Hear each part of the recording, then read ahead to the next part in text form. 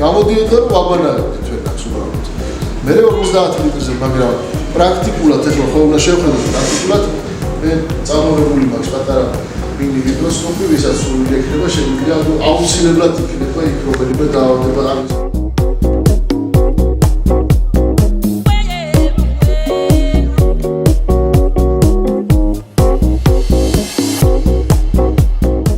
აქტიურად ვიმზადებით თქვენისათვის. ვენახის მდგომარეობას კი ვხედავთ, უკვე რთველმა დაახლოებით 1-2 კვირით უკვე გადმოიწია აქეთ სადღაც სექტემბრის ბოლოსთვის ჩატარდება რთველი. მიღმობებით ვენახში სადაც არის ციცქა-ცოლიკოვური გავრცელებული, შერეულად არის ეს, ანუ ბაბუის მიერ გაშენებული ვენახია, როგორც ხედავთ, საკმაოდ ძველია ვენახი, უკვე გაახლებასაც კი საჭიროებს. ერთი ეს ვენახი გვაქვს, მეორე ვენახი მოცილებით არის ცოტა სახიდან. ერთი დღის განმავლობაში ვასწრებთ აი ციცქა-ცოლიკოვურის მთელი კრეფის პროცესის ჩატარებას. ოჯახური ძალებითაც გამკლავები ვართ ამას. დრო უფრო მეტად მიაქვს ქვევრების რეცხვას, რომელსაც უკვე შეუდექით, რამდენიმე დღიანი პროცესი გაახლავთ. ერთ დიდ ტონა 200-იან ქვევრს ვიყენებთ სადუღარად, ამიტომ იმ ქვევრის მომზადება გვიწევს ამ პროცესისთვის. ძირითადად ყოველწლიურად ვამზადებით ამ ყურძენს ერთად ციცქა-ცოლიკოვურს ერთობლივად მცირე ჭაჭის დამატებით, მაგრამ წელს გადაწყვეტილი მაქვს, რომ ცალ-ცალკე აი შერჩევითი თველი ჩავატაროთ და ციცქა ცალკე და ცოლიკოვური ცალკე დავაყენოთ, ცალ-ცალკეთაც თავის ჭიშურთვისებებს უფრო გამოავლენს და ღვინის ასორტიც განსხვავებული გვექნება ორი სახით. რაც შეეხება ამ პროექტის გამომახვილებ ყურადღებას, დიდი სტიმულია ჩვენთვისაც ისიც, რომ მარტო ჩვენ კი არა ვართ ჩართული ამ პროცესში, მარტო თქვათ ჩვენი ოჯახი ან სხვა ასე თუ ისე ახლობლები კი არ გვაძლევენ რჩევებს, ან არამედ ესეთი ორგანიზაციები, როგორც ღვინის კლუბია მაგალითად და ასე შემდეგ. აი დღესაც რომ მიდის საუბრები იმაზე, თუ ამ დრომდე, როცა უკვე ყოველგვარი წამლობის პროცესი დასრულებულია, რა ტიპის დაავადებები არის ჯერ კიდევ აქტიური ვენახში, ამაზე ესეთ სრულფასოვანი ინფორმაციას რომ მივიღებთ, ეს ძალიან კარგია ჩვენთვის, რომ შემდეგ საპრევენციოდ გამოვიყენოთ სხვა დროისთვის და სხვა წლებისთვის. გადმოვედი დეკემბერში თბილისიდან საცხოვრებლად ზესტაფონში. ძველი ვენახი გვაქვს მცირე რაოდენობით, ვაპირებ ახლა ჩავყარო 2800-3000 ზირამდე, ციცქა და კრახუნა. შევეცდები ჩემი დროიდან გამომდინარე, რომ არც ერთი ტრენინგი და შემეცნებითი კურსი არ გამოვტოვო. ძალიან ნაყოფიერი იყო, ძალიან ბევრი რამე ჩავინიშნე ამ ტრენინგზე და ვფიქრობ, რომ ყოველთვის ახლა როცა არის ხარ დამწყები, დღეს ტექნოლოგიები წინ მიდის, ინფორმაცია ძალიან ცოტა არის.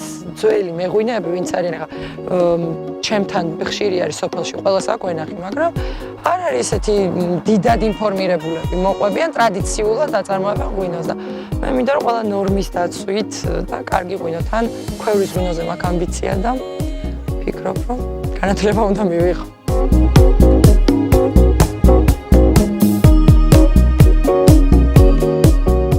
ახლა ჩატარდა ძალიან საინტერესო ტრენინგი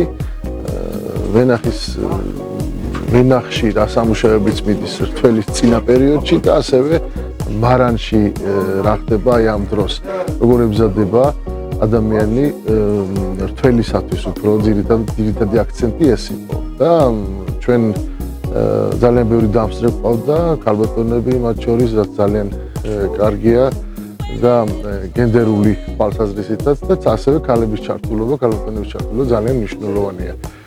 ზოგადად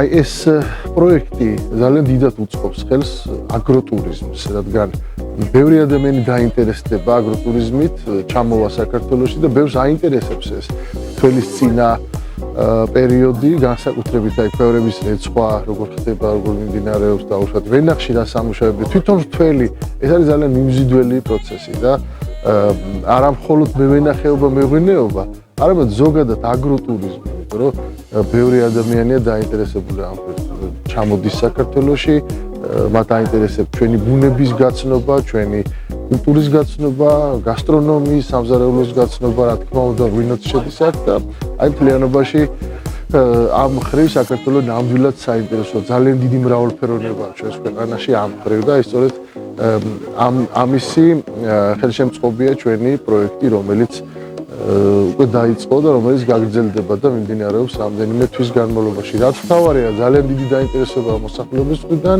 და გაჩნდნენ პროექტში ჩართვის სურვილები, სხვადასხვა ადამიანები და ეს პროცესი გრძელდება და მიმდინარეობს. ჩვენ რამდენიმე დრითა ვართ ჩამოსული დასავლეთ საქართველოში და ამ ეტაპზე მოვიცავთ იმერეთს, რაჭასა და ლეჩხუმს.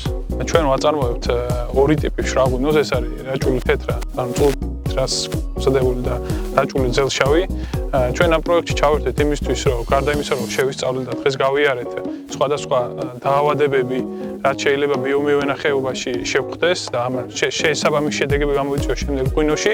შემდეგ საველე პირობებში გავედით და უშუალოდ ადგილზე ვნახეთ თითეული, ესე ვთქვათ, ის დაავადება, რაც შეიძლება ვას გაუჩნდეს. და ეს იქნება წინ გადადგმული იმისთვის, რომ შემდეგ ჩვენ ეს ყველაფერი ჩვენივე ვენახებში გავითვალისწინოთ და ისე მოუვაროთ ვენახებს. არსებული პროექტის ფარგლებში საკუთარ ვენახში მოწეული ყურძნით ვაპირებ, დავაყენო ასე ვთქვათ ბიომიმართულებით ღვინო და ამ პროექტის ფარგლებში ჩამოვასხა და დავაღვინო. დღეს არსებული ტრენინგი, რასაც შეეხო უკვე არსებულ სიტუაციას, რომელიც უკვე ფაქტიურად რთველი მოდის ერთ თვეში და ფაქტიურად მოსამზადებელი პერიოდია, რთველის წინა მოსამზადებელი პერიოდისთვის ვემზადებით და შემდეგი ტრენინგების ფარგლებში შეგვიძლია უკვე ასე ვთქვათ იმ ღვინოსთან დაკავშირებით ღვინის დაყენება, შემდეგ ღვინის მოვლის პროცესი ვენახიდან ღვინოში გადავიტანოთ და უკვე ვენახიდან გადმოვიდეთ მარანში. არსებული პროექტიდან გამომდინარე წელს უკვე პირველი წელი გვექნება ჩვენ და ასე ვთქვათ საპილოტო იქნება ჩვენთვის, რომ ჩავთოთ უკვე ამ ჩვენ ბიომევენახეობაში აგროტურიზმი, რთველის ტური, ასე ვთქვათ, რთველის ტური დავგეგმოთ ვენახებში, მარანში უკვე ეს იქნება ყურძნის მოტანა, გადამუშავება და შემდეგ უკვე ასე ვთქვათ ღვინისეული პროცესები, რაც შემდეგ უნდა გაგრძელდეს. ამ საქმესთან დაკავშირებით ჩვენ სხვადასხვა ჯგუფებთან, ტურისტულ ჯგუფებთან მოლაპარაკებები გვაქვს, გიდებთან, ვინც უშუალოდ ჩართული ამ აგროტურიზმში და ღვინის ტურიზმის მიმართულებაში და საკმაოდ სერიოზული მოთხოვნები გვაქვს.